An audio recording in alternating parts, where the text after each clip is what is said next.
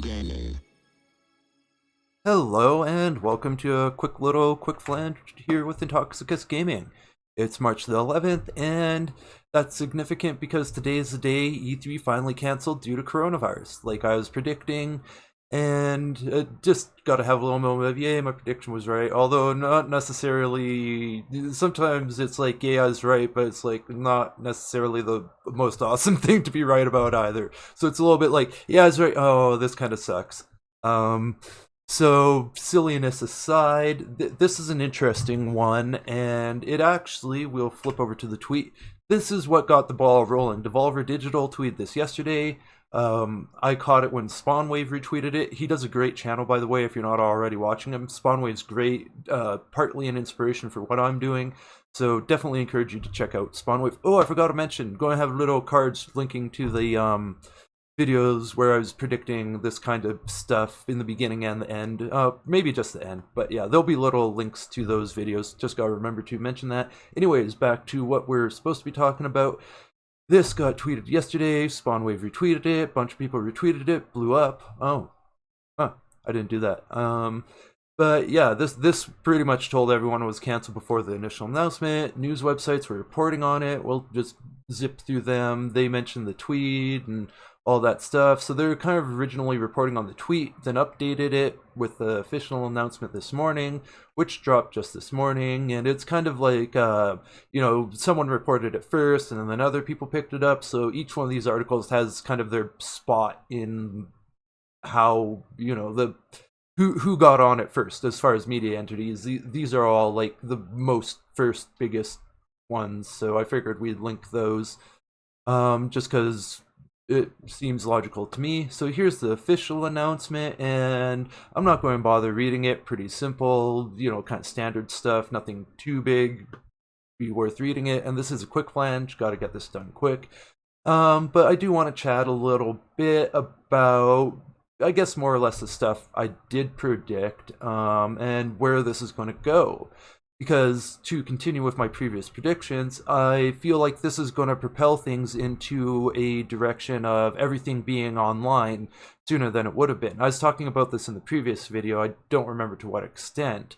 But I was initially predicting it'd take, before all the coronavirus stuff blew up, I was predicting it'd take 1 to 5 years to transition to a more online format, where before all the coronavirus stuff, I was initially predicting that Sony ditching E3, doing their own thing, would prompt Nintendo to do the same next year when they realize, shit, we can save so much money not buying a booth at E3 and doing our own thing and doing the booth stuff at their E3, or getting all mixed up, New York Nintendo store deal. Like, Sony also has I think it's a PlayStation experience or Sony experience in New York too, to kind of mirror the Nintendo store, but what Sony has is more experience based. So it seems like they're primed to put all their like physical stuff in their New York store. If they need journalists to physically go over there, they send them to their like New York Sony experience deal, which is more an experience, like it's more experiential than a store.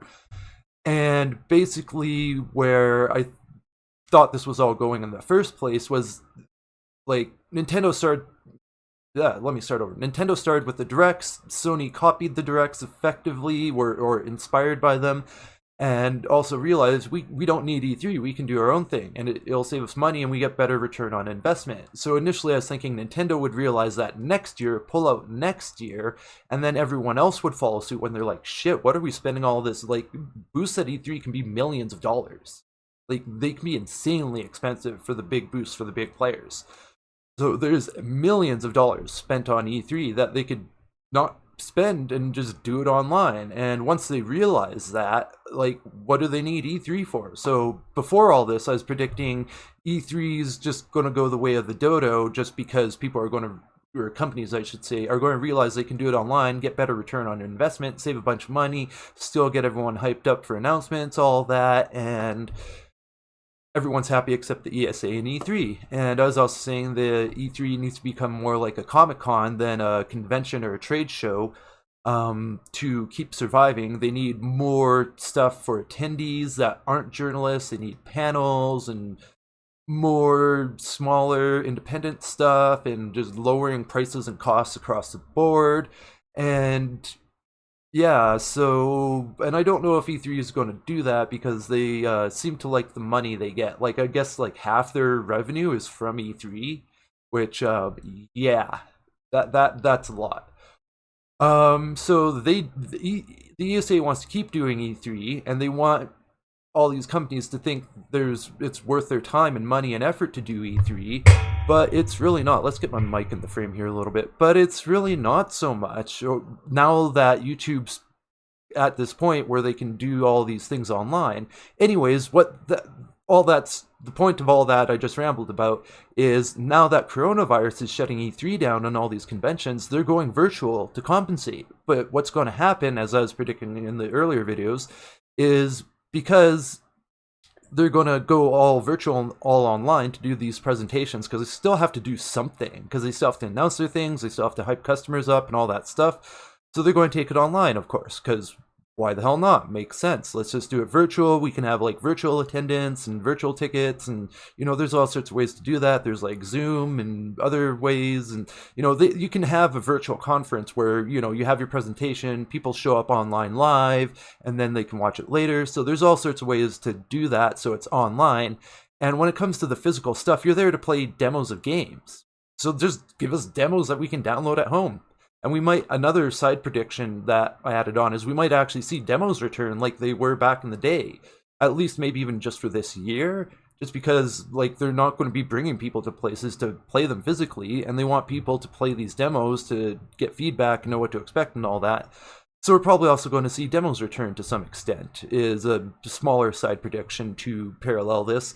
But anyways, back to the main track of once they realize they don't need to spend all this money and they can do almost everything, and very little actually requires you to attend in person if they do the demos online. And a lot of the in-person attendance for a lot of these events is more about networking and stuff. So yeah, like the reason people attend in person is for networking, which can also be done online, but we can also have more specific networking focused events, or the landscape of how conferences and events and all that is going to happen is going to change a lot because of this, I believe.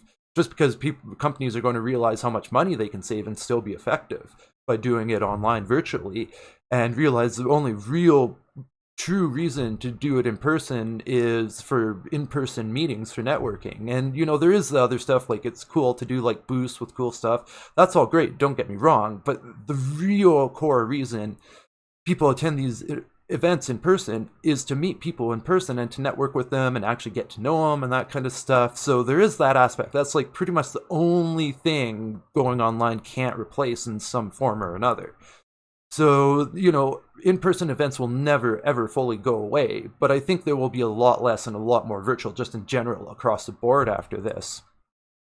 Anyways, but the real prediction and the real point, oh, excuse me. Oh, my gut. Oh, my gut can be extra ridiculous in the morning. Please excuse me. I think I settled down. Anyways, where the hell was I before my gut decided to screw with me there? Oh yes. So the end result is once they go online this year and realize all the money they can save, like, what reason are they going to have to go to E3 if they're like, shit, we can not spend millions of dollars, get better return on investment, and not worry about spreading coronavirus? And there's already this big thing with cannabis events.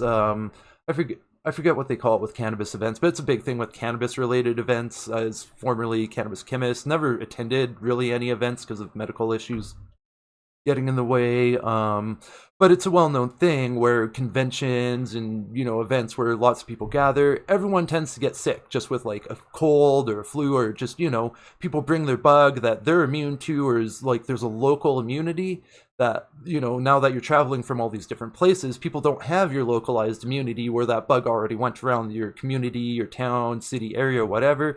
So now you're bringing in these bugs that you're immune to but other people aren't. And that's kind of how that happens. So it's a big risk of spreading any kind of disease or communicable anything at these events just in general. So it's just just for safety's sake, like this is just I just since we're kind of going this direction on a sidetrack, I just got to say canceling these events like this, it's a good thing. Don't be freaked out about it. It is a good thing. This prevents coronavirus from spreading very directly. This keeps the transmission of coronavirus down significantly.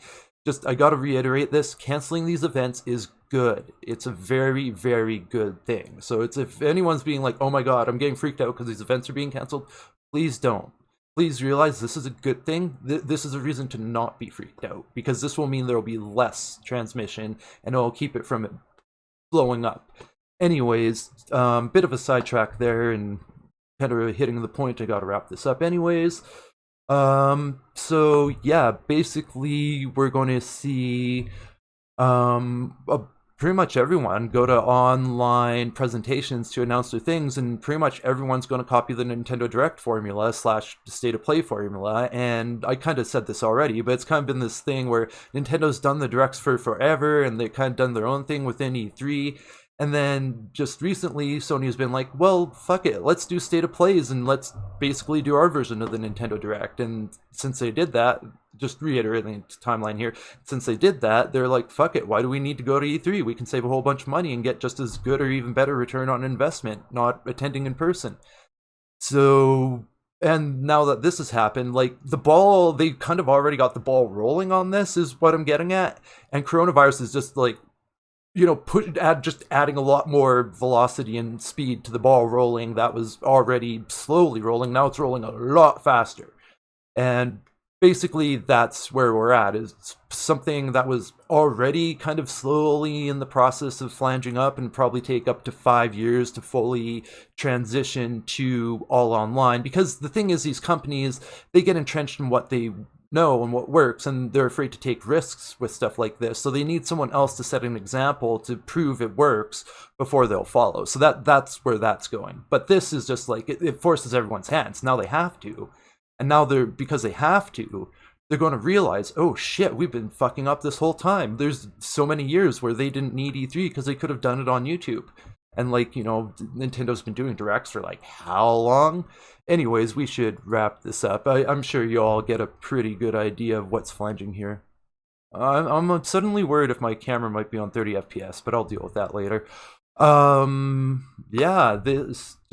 Yeah, not surprised. Again, this is a good thing, just not surprised, totally in line with predictions I made. And I'm not usually big on being like, oh, I did it first, but I was kind of first. Or one of the first. I don't know if the first, but one of the first. It's just being part of the first grouping is good enough for me. I don't want to get too hung up on being like, oh, it's the first, because it's like a lot of times it doesn't really matter that much. But where I'm at, being all new, I can't help but be like, yeah, my predictions were right. Anyways, forgive me being a silly little towel. Yeah, thanks for watching. Thanks for supporting. Got all the links and stuff. There'll be links to the videos where I previously predicted with the end cards and stuff. However that flanges up. I should also get the outro music prepped and ready to go. And yeah, I'll spare you the usual. I'll subscribe and all that stuff nonsense. Although I should mention, I feel like I might be streaming some Call of Duty Warzone today. I'm gonna try it out. And yeah, I might wind up streaming some, so keep an eye on the Twitch channel if you're interested in that. And as always, have a good one, and remember to bring a towel.